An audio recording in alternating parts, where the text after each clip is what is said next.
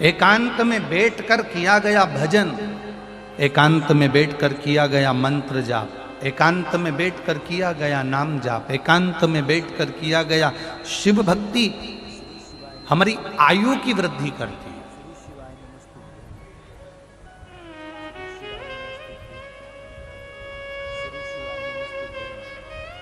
अकेले आए थे, अकेले ही जाओगे। पत्नी कितनी भी सुंदर हो,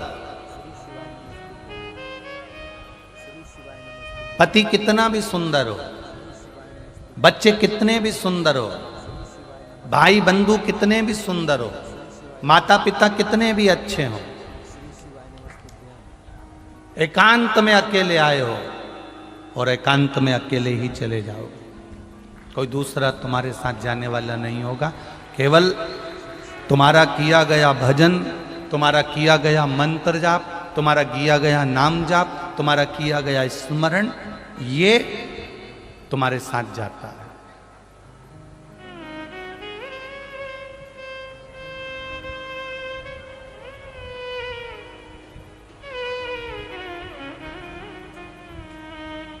एक लोटा जल शिवजी को चढ़ाने का फल, एक बेलपत्री के वृक्ष को लगाने का फल, एक बेलपत्री के वृक्ष के नीचे से मात्र निकल जाने का फल कोई साधारण नहीं है हमारा। 5 गरुड़ पुराण के अंदर 5 महापाप बताए हैं। श्रीमद् भागवत में 5 महापाप बताए हैं। शिव महापुराण में 5 महापाप बताए हैं। गरुड़ पुराण में 5 महापाप कहे, श्रीमद् भागवत में 5 महापाप कहे, शिव पुराण में 5 महापापों का वर्णन किया है, कुर्म पुराण में, स्कंद पुराण में 5 महापापों का वर्णन किया है। उस 5 महापाप में पहला पाप है बाल हत्या। पहला पाप कौन सा है? जम के बोलो जरा। बाल हत्या। दूसरे नंबर का पाप है पर स्त्री का भोग करना, पर नारी का संग करना, यह महापाप की गिनती में आता है। तीसरे नंबर पर आता है स्वर्ण की चोरी करना, सोने की रकम चुरा लेना, सोने की रकम को प्राप्त कर लेना, यह महापाप की गिनती में आता है। चौथे नंबर में आता है किसी के घर में आग लगा दे।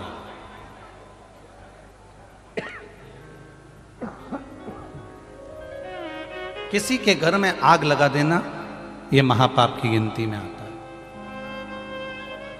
और 5वें नंबर का होता है किसी के साथ विश्वासघात कर देना, यह महापाप की गिनती में आता है। कोई ने आपके ऊपर इतना विश्वास करा, कोई ने आपके ऊपर सर्वस्व विश्वास करा और उस विश्वास को अगर आपने तोड़ दिया तो यह महापाप की गिनती है।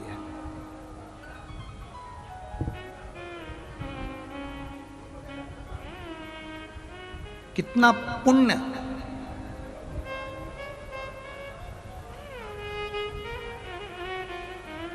वेद व्यास जी ने क्यों लिख दिया शिव पुराण के अंदर कि शिव मंदिर तक जाना चाहिए, और मंदिर नहीं लिखा, शिवालय, जहां शंकर का शिवलिंग हो वहां तक जाना चाहिए। वेद व्यास जी ने क्यों लिख दिया शिव महापुराण और स्कंद पुराण में कि जहां शिव महापुराण की कथा हो, रोज समय ना मिले, प्रतिदिन भगवान की कथा सुनने का समय ना मिले, पर अपने नगर में, अपने गांव में, अपने शहर में अगर कहीं शिव पुराण की कथा हो तो 5 मिनट के लिए दिन में नहीं जा सकते तो रात्रि में जाकर उस भूमि को नमन करना चाहिए। ये शिव पुराण का है।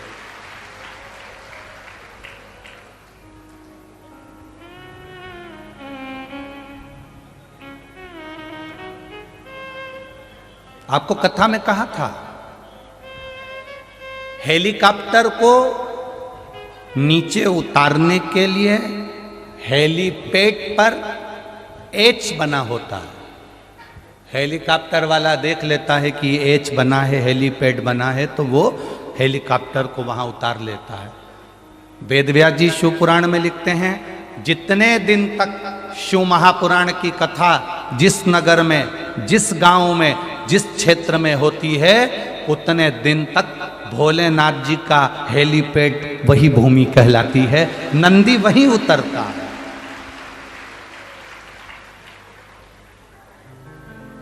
वेदव्यास जी लिख रहे हैं, आपके पास में समय नहीं, आप 7 दिन नहीं जा सकते, 5 दिन नहीं जा सकते, 4 दिन नहीं जा सकते, 3 दिन नहीं जा सकते, 2 दिन नहीं जा सकते, 1 दिन पूरा नहीं जा सकते, पर 5 मिनट निकालकर, 2 क्षण निकालकर शिव महापुराण की कथा में जाना चाहिए।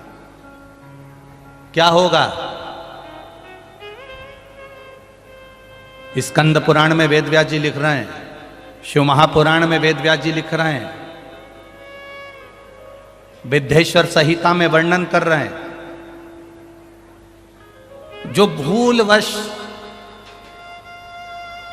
अनजाने में भी शंकर भगवान के शिवालय में पहुंच जाता है, जो अनजाने में भी शिव महापुराण की कथा तक पहुंच जाता है, जो अनजाने में भी बेलपत्री के पेड़ के नीचे से निकल जाता है, जो अनजाने में भी बेलपत्री के पेड़ को लगा देता है, उसको ये 5 पाप कभी नहीं घेरते हैं महाराज। उसको ये 5 महापाप कभी नहीं घेरते, वो पापों से मुक्त हो जाता। कौन कौन से महापाप बताएं? पहले नंबर पर बोलो, जम के बोलो, बाल हत्या। दूसरे नंबर पर है पर स्त्री गमन। तीसरे नंबर पर है स्वर्ण की चोरी। चौथे नंबर पर है किसी के यहाँ आग लगा देना। और 5वें नंबर पर है किसी का विश्वासघात कर जाना। ये 5 महापाप की गिनती में आते हैं।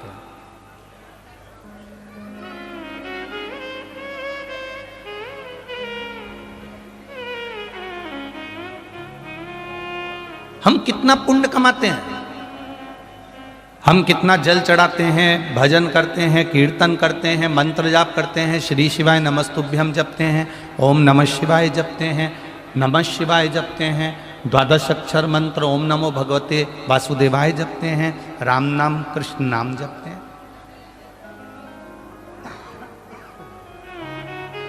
हम प्रतिदिन भगवान का भजन करते हैं और प्रतिदिन भगवान का भजन करते हैं तो हमारा पुण्य बढ़ाते हैं। पर हमको ये नहीं मालूम कि किसी के यहाँ पर बाल हत्या करी गई है। शिव महापुराण की कथा कहती है, स्कंद पुराण की कथा कहती है, जिसके यहाँ बाल हत्या हुई हो, जिसके यहाँ पर स्त्री का भोग किया जाता हो, जिसके यहाँ स्वर्ण की चोरी कर कर लाई गई हो, जिसने कभी किसी के यहाँ आग लगाई हो या किसी ने विश्वासघात किया हो, उसके घर का मात्र 1 गिलास पानी पी लेते हैं तो ये 5 महापाप हमारे खाते में चले जाते हैं। यहां तक शिव पुराण कर। अब आपको कैसे मालूम पड़ेगा कि इनने बाल हत्या करी कि नहीं करी? अब आपको कैसे मालूम पड़ेगा कि इनके घर के लोगों ने कहीं आग लगाई कि नहीं लगाई? अब आपको कैसे मालूम पड़ेगा कि इनने कहीं विश्वासघात करा है क्या? आपको कैसे मालूम पड़ेगा कि यहाँ का, इनके घर का पुरुष पर स्त्री गमन करता है क्या, या स्वर्ण की चोरी करता है, या सोने की चोरी करी है क्या? आपको कैसे मालूम पड़ेगा? आपको नहीं मालूम कि इनके घर के लोगों ने कहीं आग लगाई कि नहीं लगाई, पर स्त्री गमन किया कि नहीं करा, या स्वर्ण की चोरी करी कि नहीं करी? आपको कुछ भी नहीं मालूम, क्योंकि आप अनभिज्ञ हैं। आप नहीं जानते कि इसके यहाँ अपन ने पानी पिया तो ये कैसा है, आप नहीं जानते। तो शिव महापुराण की कथा कहती है, आप अनजाने में उसके घर का पानी पियाए, अनजाने में आपके ऊपर 5 महापाप का दोष उसके खाते का चढ़ गया। पर आप अगर रोज शिव के मंदिर जा रहे हो, शिवालय जा रहे हो, या 5 मिनट भी श्री शिवाय नमस्तुभ्यम बोल रहे हो तो ये समझ लेना कि हमने भले उसके घर का पाप लियाए थे, पर उसको हमने वापिस भगवान के चरणों में जाकर साफ कर दिया, उस महापाप को हमने समाप्त कर दिया।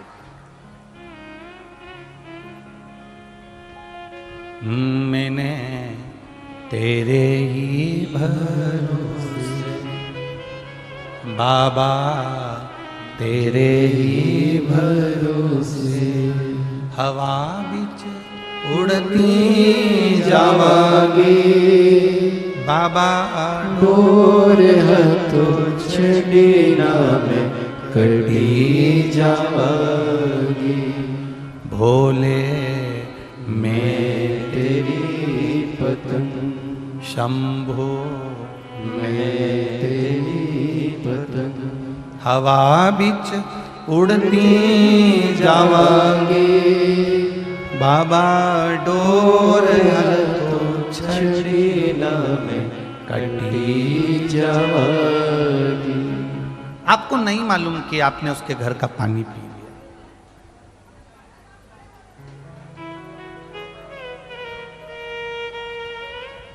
कौन व्यक्ति कैसा है आपको क्या मालूम पड़ेगा। हम छत्तीसगढ़ में आए, आप मध्य प्रदेश में आए, कोई उत्तर प्रदेश गया, कोई बिहार गया, कोई उत्तराखंड गया, कोई दिल्ली गया, कोई महाराष्ट्र गया, उसको क्या मालूम कि कौन व्यक्ति कैसा, उसको मालूम ही नहीं। वो तो भजन में लगा हुआ है, वो तो स्मरण में लगा हुआ है, वो तो भक्ति में लगा हुआ है, भगवत नाम में लगा हुआ है, कीर्तन में लगा हुआ है, मंत्र जाप में लगा हुआ है, नाम जाप में लगा हुआ है। और जब अपनी भक्ति में वो रमा हुआ है, अपने भजन में वो रमा हुआ है, अपने कीर्तन में वो रमा हुआ है, अपने स्मरण में रमा हुआ है, और कोई ऐसा व्यक्ति जो महापापों की गिनती में आया है और उसके हमने जल ग्रहण भी कर लिया, तो हम अगर शिव के द्वार जा रहे हैं, हम भगवान के मंदिर जा रहे हैं, हम शिवालय जा रहे हैं, तो उन महापापों से हमारी मुक्ति हो रही है।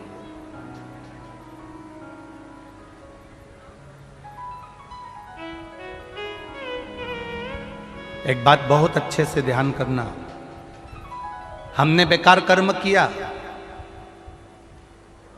अगला जो जन्म होगा उसमें हमें भोगना पड़ेगा, ये निश्चित है। पर यदि हमने थोड़ा सा भी पुण्य अपना बचा कर रखा है,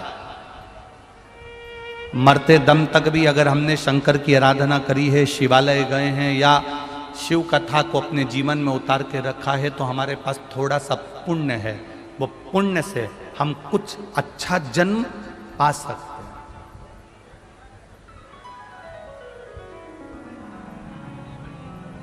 दिन भर दुकान पर बैठे रहे, रविवार आया तो पत्नी और बच्चों को लेकर होटल चले गए, घर की बूढ़ी माँ घर में, घर के बूढ़े पिता घर के अंदर, और तुम अपनी पत्नी और बच्चे को लेकर होटल में चले गए।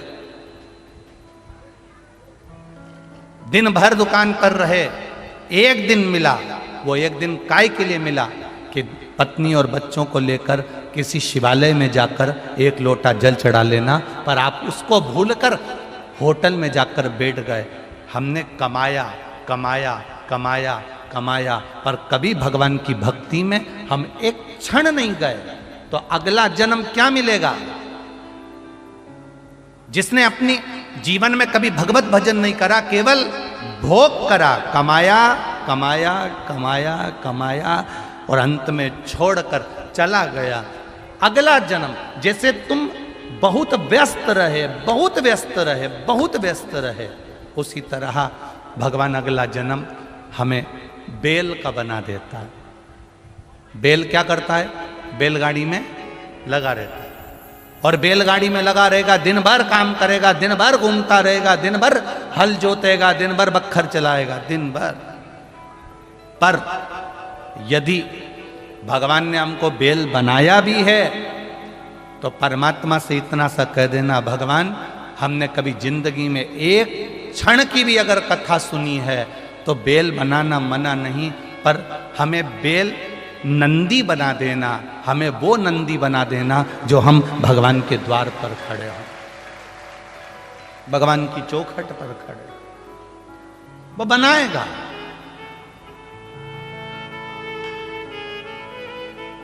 बैल और नंदी में बहुत अंतर होता है। बैल को खेत में काम करना पड़ता है और नंदी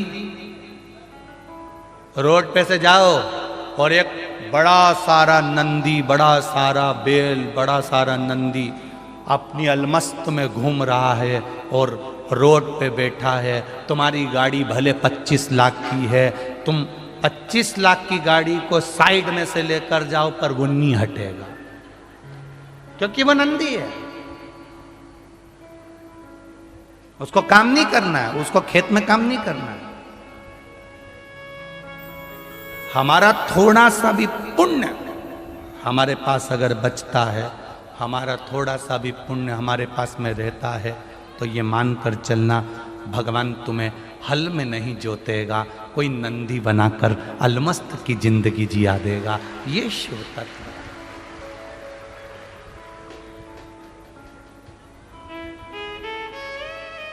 आप करो उसका भजन।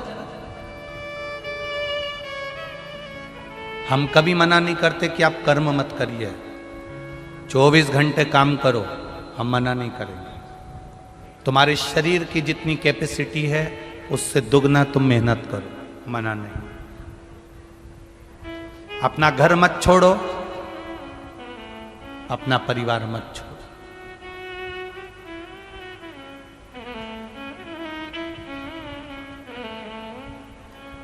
क्यों छोड़े हम?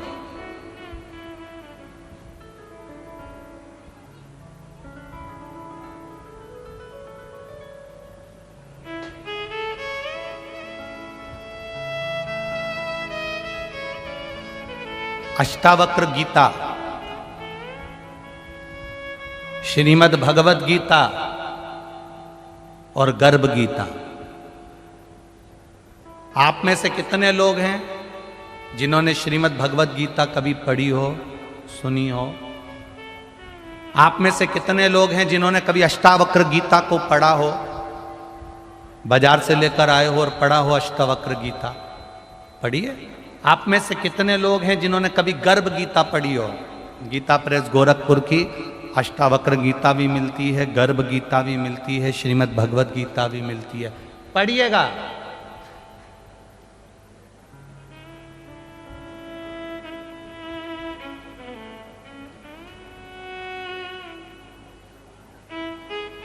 अष्टावक्र गीता, गर्भ गीता, श्रीमद् भगवत गीता।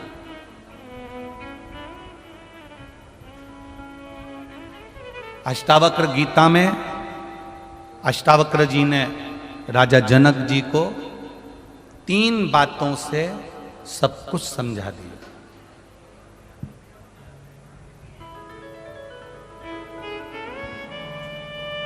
भिलाई छत्तीसगढ़ के जितने भी भक्त कथा को सुन रहे हैं और टीवी के माध्यम से, आस्था चैनल के माध्यम से, फेसबुक यूट्यूब के माध्यम से जितने भी भक्त लोग इस कथा को सुन रहे हैं, अपनी जिंदगी में उतारिएगा। अष्टावक्र गीता को 3 शब्दों में अष्टावक्र जी ने जनक जी को समझा दिया। सुनो जनक, 3 बातों को अपनी जिंदगी में उतार कर रखना अष्टावक्र गीता कर रही है। और सुनो भिलाई वालों, छत्तीसगढ़ वासियों, आपकी जिंदगी में अगर ये अष्टावक्र गीता और गर्भ गीता की बात अच्छी लगे तो अपने जीवन में उतारना और संपूर्ण देशवासियों को इस क्लिप को काट कर संपूर्ण देशवासियों को भेजना कि अष्टावक्र गीता में अष्टावक्र जी राजा जनक को 3 शब्द में गीता समझा रहे हैं, गर्भ गीता में 2 शब्द में गीता समझा रहे हैं। अष्टावक्र जी ने जनक जी से कहा, सुनो जनक, 3 बातों को, 3 शब्दों को अपने जीवन में उतार कर रखो। पहला,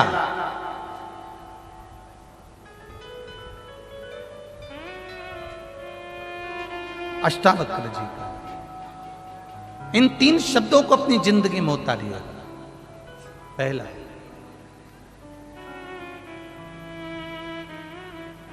अपने धन को पकड़ो पराये धन को छोड़ दो। दूसरा, अपनी स्त्री को अपने साथ रखो, पराई स्त्री को छोड़ दो। और तीसरा, अपने घर में रहो, पराये का घर छोड़ दो। ये अष्टावक्र गीता के 3 शब्द।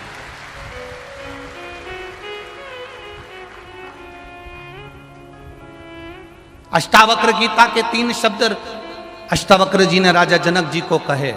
और गर्भ गीता के 2 शब्द अपनी जिंदगी में उतार कर रखना, पूरी गीता समझ में आ जाएगी। गर्भ गीता के मात्र 2 शब्द हैं जिसको मनुष्य को अपने जीवन में उतारना चाहिए। और वो 2 शब्द हैं अपनी कमाई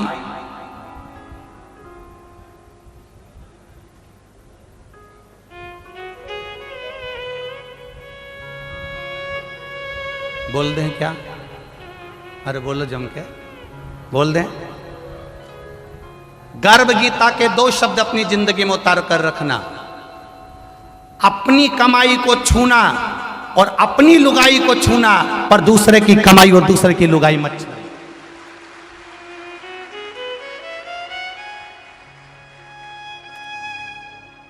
गर्भ गीता के 2 शब्दों का स्मरण करिएगा।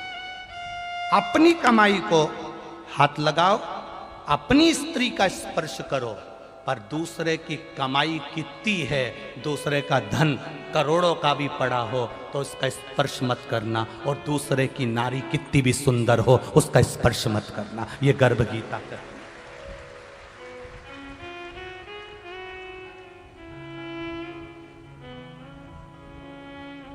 आपको अच्छा लगे, गर्भ गीता के 2 शब्द का ज्ञान अपनी जिंदगी में उतारना कि अपनी कमाई और अपनी लुगाई का स्पर्श आप करना, पर दूसरे की स्त्री और दूसरे के धन का कभी स्पर्श मत करना, मत करो।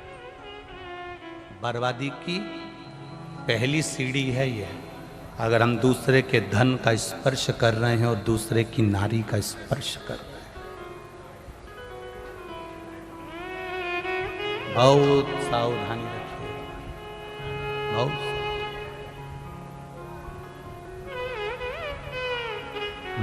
मत बुरे कर्म कर बंदे, वरना पछताएगा। भगवान की आंखों से तू बच नहीं पाएगा, तू बच नहीं पाएगा। अरे ओ अज्ञानी मत कर नादानी, तेरे कर्म का फल भी तू ही पाएगा। जैसा किया तूने तेरे आगे आएगा। मत बुरे कर्म कर बंदे, वरना पछताएगा। भगवान की आंखों से तू बच नहीं पाएगा, तू बच नहीं पाएगा। अरे ओ अज्ञानी मत कर नादानी। 5 महापापों से मुक्ति हमको रोज चाहिए, प्रतिदिन।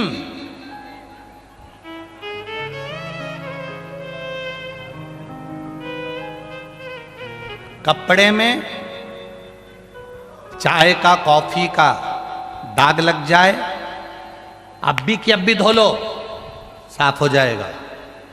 कपड़े में चाय कॉफी का दाग लग गया, 2 घंटे या 3 घंटे बाद धोगे तो वो दाग साफ नहीं होगा। हमने आज पाप किया है तो आज ही शंकर भगवान को 1 लोटा जल चढ़ाकर धो लो, नहीं तो वो दाग पक्का हो जाए। चाय का दाग लग गया, अभी की अभी धो। हमसे झूठ निकल गया, अभी की अभी मुख से श्री शिवाय नमस्तुभ्यम। हमने किसी को धक्का दे दिया, अभी की अभी श्री शिवाय नमस्तुभ्यम। हमने किसी के साथ गलत कर दिया, अभी की अभी श्री शिवाय नमस्तुभ्यम। क्षमा मांग लो, सॉरी कह लो, पांव प्रणाम कर लो, नमन कर लो, दंडवत कर लो। क्या चाहता है? गलती हो गई ना, क्षमा मांगने में क्या जाता है? भक्त बनना, भगवान बनने की कोशिश मत करना।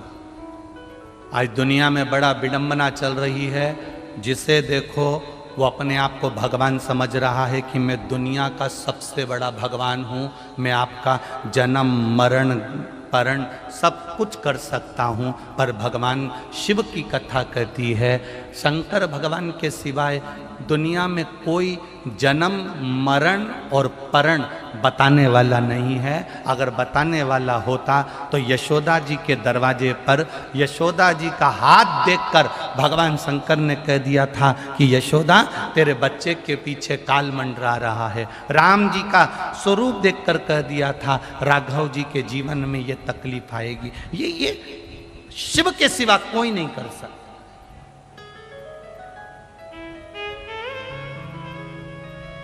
और दुख की घड़ी आएगी, ये निश्चित है।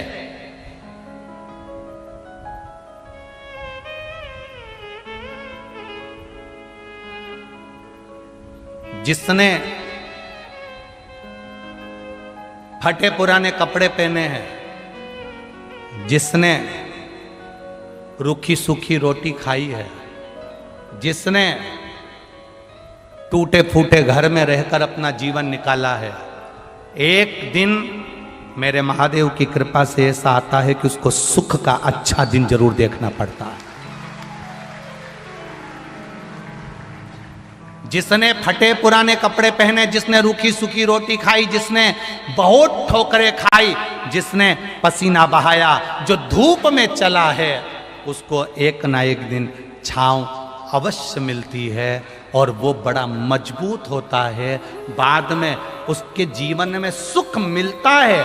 सुख मिलने के बाद उसको अहंकार नहीं आता, क्योंकि उसको मालूम है अगर वापिस वही दिन आ गए तो वो तैयार रहता है। दुख तो उसको आता है जो कभी फोर व्हीलर गाड़ी से पांव नीचे नहीं उतारता, कभी धूप में नहीं चलता, जो कभी बिना होटल के भोजन नहीं करता, ऐश और आराम की जिंदगी में ब्रांडेड कपड़े पहने हमने पूरी जिंदगी में। जब उसकी जिंदगी में दुख आता है तो उससे झेला नहीं जाता, वो एक ही काम करता है, तो मरी जाऊं तो अच्छा है। पर जिसने दुख झेल कर सुख झेला है, वो मरने की नहीं सोचता, मेहनत करने की सोचता है। वो और मेहनत करने की सोचता है। मैंने बहुत दुख देखा, बहुत तकलीफ देखी, बहुत कष्ट देखा। मेरी माँ ने लोगों के कपड़े सिले, मेरी माँ ने ये काम करा, मेरे पिताजी ने ये काम करा। हम स्कूल जाते थे, बहुत मेहनत से जाते थे, कोई गाड़ी नहीं, पैदल चले जाते थे। जिसने शुरू में दुख देखा है, उसके जीवन में एक बार सुख जरूर आएगा। तुम चिंता मत करना। जो ज़्यादा ठोकर खाता है, एक दिन उस पत्थर को लोग उठाकर पीपल के पेड़ के नीचे रख देते हैं। जो पत्थर बीच में बार बार ठोकर देता है, जो पत्थर में ज़्यादा ठोकर लगती है, उस पत्थर को उठाकर लोग बड़ के पेड़ के नीचे, पीपल के पेड़ के नीचे रख देते हैं। कोई दूसरा आता है, उस पे सिंदूर पोत कर चले जाता है। कोई तीसरा आता है, उसे अगरबत्ती लगाकर चले जाता है। जिसने ठोकर खाई होती है, वो एक न एक दिन मंदिर में पूजा जाता है, ये निश्चित है। अगर दुनिया के लोग ठोकर दे रहे हैं, अपशब्द कर रहे हैं, ताना दे रहे हैं, गाली दे रहे हैं, आड़ा टेढ़ा कर रहे हैं, चिंता मत करना। काय की चिंता करना? अब सौंप दिया इस जीवन का सब भार तुम्हारे हाथों में।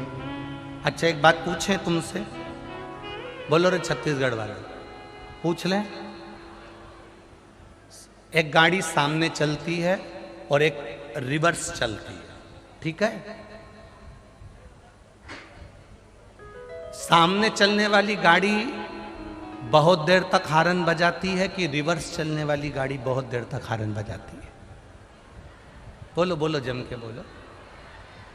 सामने चलने वाली तो जितनी बटन दबाओगे उतना हॉर्न बजाएगी, पर जो रिवर्स गियर चलता है ना, तो पाँव पाँव पाँव पाँव पाँव पाँव पाँव पाँव पाँव पाँव चिल्लाती जाए, चिल्लाती जाए, चिल्लाती जाए, चिल्लाती जाए। और रिवर्स गाड़ी फिर पीछे जाके फिर मुड़कर आगे जाती है। बोलो सही है कि गलत है? अरे बोलो, जम के बोलो, सही है। पहले जब हम लोग स्कूल में पढ़ते थे, और आप भी स्कूल में पढ़ते होगे, तो वहां पर हम लोग जब गेम में, खेल में शामिल होते थे तो रस्सी कूद एक खेल होता है। किस किसने देखा है? देखा है आप लोगों ने? रस्सी कूद, 7 फीट की रस्सी बांधी जाती थी और उसको जम के बोलो जरा, कूदना रहता। इसको कहते रस्सी कूद। अब तुम रस्सी के पास में खड़े हो, 7 फीट कूद जाओगे? अरे जम के तो बोलो, नहीं। क्या करना पड़ेगा? रिवर्स गियर लेना पड़ेगा। चले जाओ, चले जाओ, चले जाओ। 200 मीटर की दूरी पर खड़े होगे तो लोग तुमसे पूछेंगे, पागल है, रस्सी तो वहां थी, तू यहां क्या कर रहा है? अरे तुझे नहीं मालूम, रिवर्स लिया है गियर गाड़ी, फिर जब आगे बढ़ेगी तब देखना। वहीं 7 फीट की रस्सी को वहीं पर खड़े होकर कूदोगे तो पार नहीं कर सकते, पर थोड़ा पीछे सरक कर दौड़ कर जब चलोगे 7 फीट क्या 8 फीट कूद सकते हो, ये निश्चित है। आज के समय में, कलिकाल के समय में आप रिवर्स गियर ले रहे हो। कौन सा गियर है तुम्हारा? रिवर्स। आवाज भी आ रही है, पाँव पाँव पाँव पाँव। रिवर्स गियर में बहुत चिल्लाते हैं लोग, ढोंगन है, सियोर वाला महाराज के चक्कर में पड़ गई, पाँव पाँव पाँव पाँव।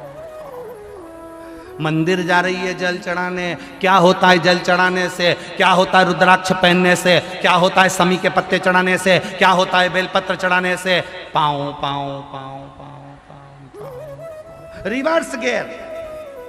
आज के जमाने में, पढ़े लिखे युग में, आज के पढ़े लिखे जमाने में, जहां डॉक्टर इंजीनियर सारी दुनिया के लोग चांद पे चढ़ रहे हैं, पाँव पाँव पाँव पाँव, रिवर्स गियर है। दुनिया के लोग बहुत अपशब्द कहेंगे, तुम चिंता मत करना। लोग कहेंगे, आज के युग में शंकर जी को भज रहे हो, आज के युग में शंकर जी को जल चढ़ा रहे हो, आज के युग में शिव जी की कथा सुन रहे हो, आज के युग में तुम पागल हो गए जो धूप में खड़े होकर लाखों लोग कथा को सुन रहे हो। पाँव पाँव पाँव पाँव पाँव, रिवर्स गियर। उसको नहीं मालूम अभी गियर पीछे का चला है, जब गाड़ी दौड़ेगी तो 7 फीट क्या 8 फीट पार कर कर आगे बढ़ जाए। रिवर्स है। तो तुम कौन से गियर में बैठे हो? जम के बोलो, रिवर्स गियर में। दुनिया के लोग पाँव पाँव करेंगे, घर के लोग भी चिल्लाएंगे, पागल हो गई है, काय को कथा में जा रही है, भीड़ पड़ रही है, गर्मी पड़ रही है, पाँव पाँव पाँव पाँव। गांव के लोग बहुत करेंगे, बहुत चिल्लाएंगे, तुम चिंता मत करना। जो गाड़ी रिवर्स में चिल्ला चोट इसलिए करती है, पीछे से हट जाओ रे, पीछे से हट जाओ रे, टकरा जाओगे रे, जो हमारे सामने आएगा चूर चूर हो जाएगा। हम सब इकट्ठे भोलेनाथ के पट्टे, बोल बम का नारा है, बाबा एक सहारा है। और रिवर्स गाड़ी बहुत पार उतर गई।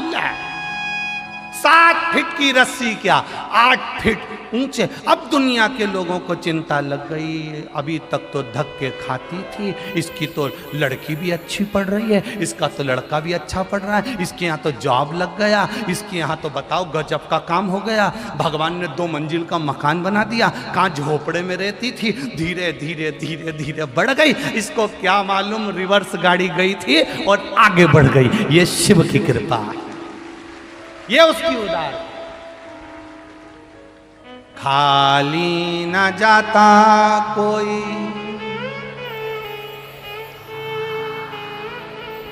खाली न जाता कोई, दर से तुम्हारे मैं भी खड़ी हूँ नंदी बाहें फसारे। अपने हृदय लगा लो गिरा जा रहा हो, उठा लो उठा। रिवर्स गियर लिया, एक पत्रा आया देख,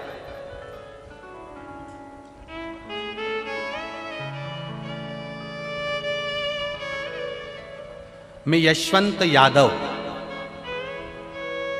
उम्र 24 वर्ष, निवासी खुर्सीपार भिलाई से आया हूं। कहीं बैठे हैं यादव जी तो हाथ हिलाइएगा।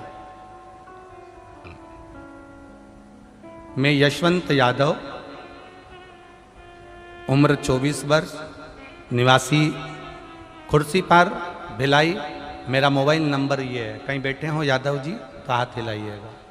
कहीं बैठे हो तो अपना हाथ अवश्य हिलाएं। कहीं दिख जाएं तो आप लोग भी बता सकते हो। खुर्सीपार से आए हैं, मैं यशवंत यादव।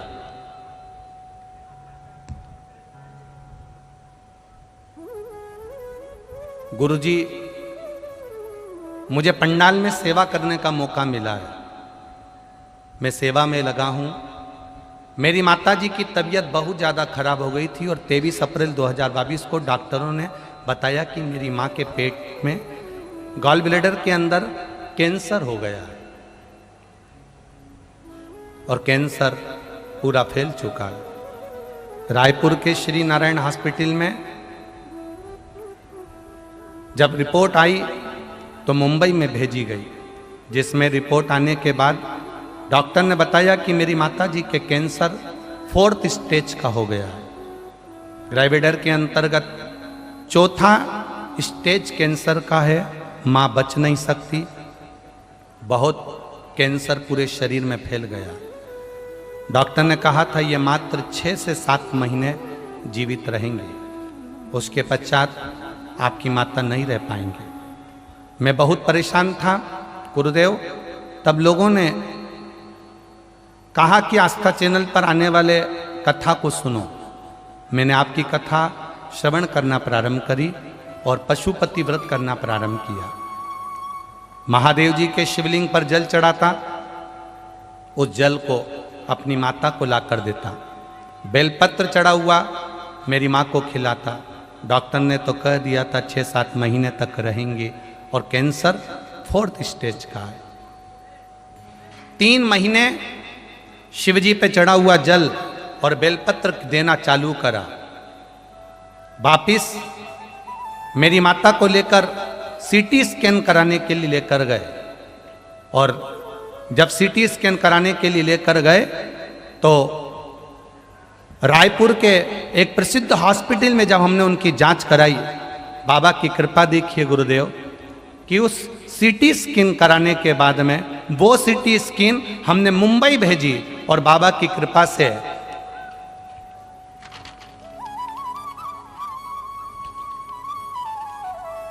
चौथे स्टेज का कैंसर समाप्त हो चुका था। ये बाबा को बड़ी भक्ति का बल है।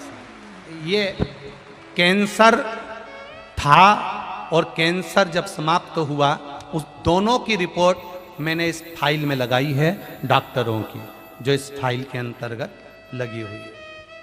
चौथे स्टेज का कैंसर, इन्होंने एक बात बहुत अच्छी लिखी है।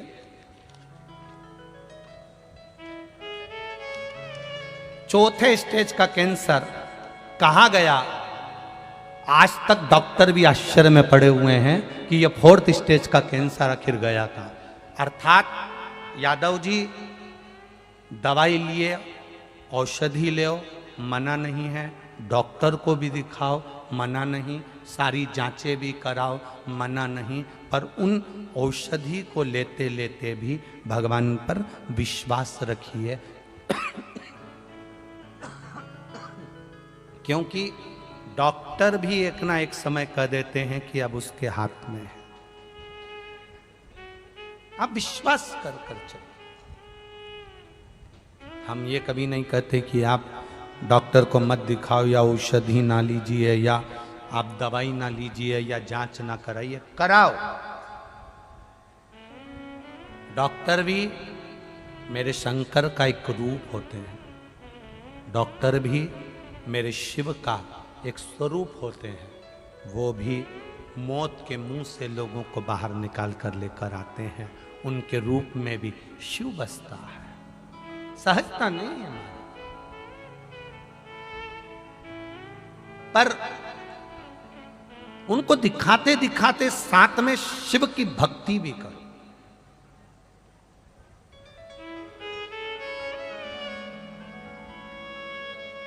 भगवान शंकर का भजन भी करो, शिव स्मरण भी करो।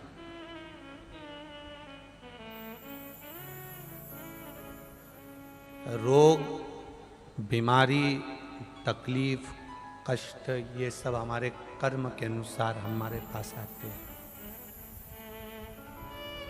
ये सब आएंगे हमारे कर्म के अनुसार। हमारे पास बीमारी भी आएगी, रोग भी आएगा, तकलीफ भी आएगी, कष्ट भी आएगा। पर कर्म का भोग तो हमें भोगना है, पर भगवान के भजन के साथ अगर हम इस कर्म के भोग को भोगेंगे तो हमको ज़्यादा कष्ट नहीं होगा, ज़्यादा तकलीफ नहीं होगी। 4th स्टेज का कैंसर का मतलब होता है कि व्यक्ति बच ही नहीं सकता, रह ही नहीं सकता।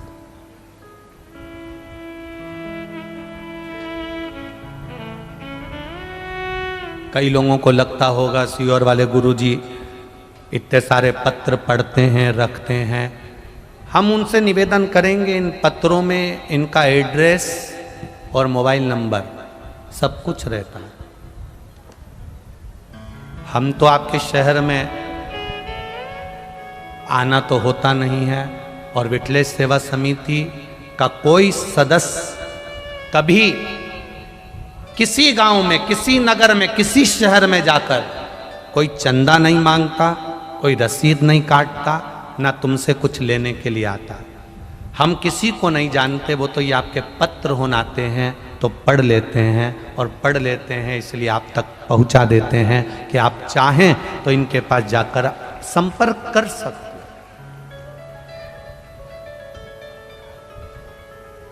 और हम किसी का भाग्य लिखना भी नहीं जानते, हमें कोई किसी का लेख लिखना नहीं आता कि तुम कहाँ से आए हो, क्या तुम्हारा नाम है, क्या तुम्हारे पिता का नाम है, तुम क्या करोगे, क्या नहीं करोगे, हमें कुछ भी नहीं आता।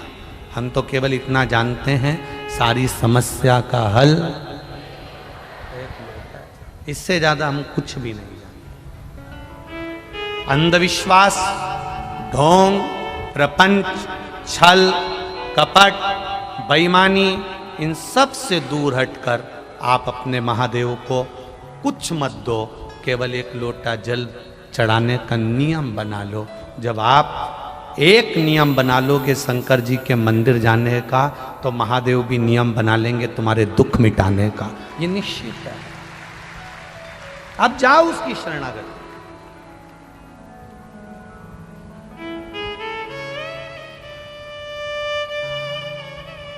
मैं कौन से कपड़े पहनूं जो घर के लोगों को अच्छा लगूं, ये हमारी सोच होती है। मैं कौन से कपड़े पहनूं कि उनको अच्छी लगूं, उसी तरह मैं कौन सा भजन गाऊं कि मेरे महादेव को अच्छा लगूं, ये भाव होना चाहिए।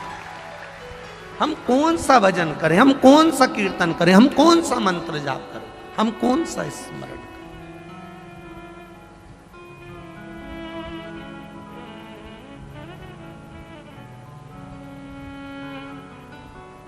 एक बात कहना चाहेंगे, छत्तीसगढ़ की भूमि पर, छत्तीसगढ़ में जितने भी लोग निवास करते हैं, जो ओरिजिनल छत्तीसगढ़िया हैं, वो कभी किसी के साथ छल और कपट नहीं करते हैं, कभी नहीं करेंगे।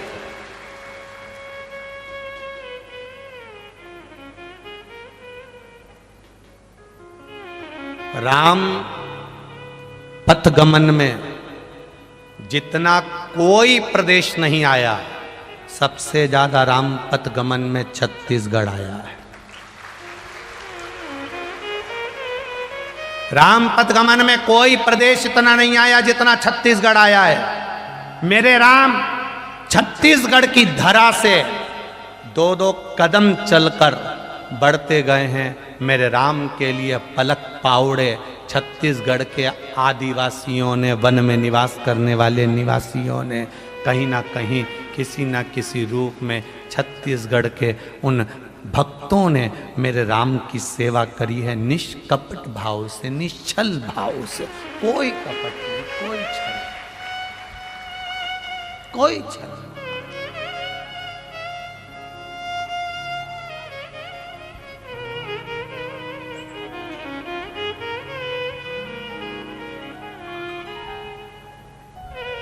निष्कपट भाव, वो उसको कोई मतलब नहीं।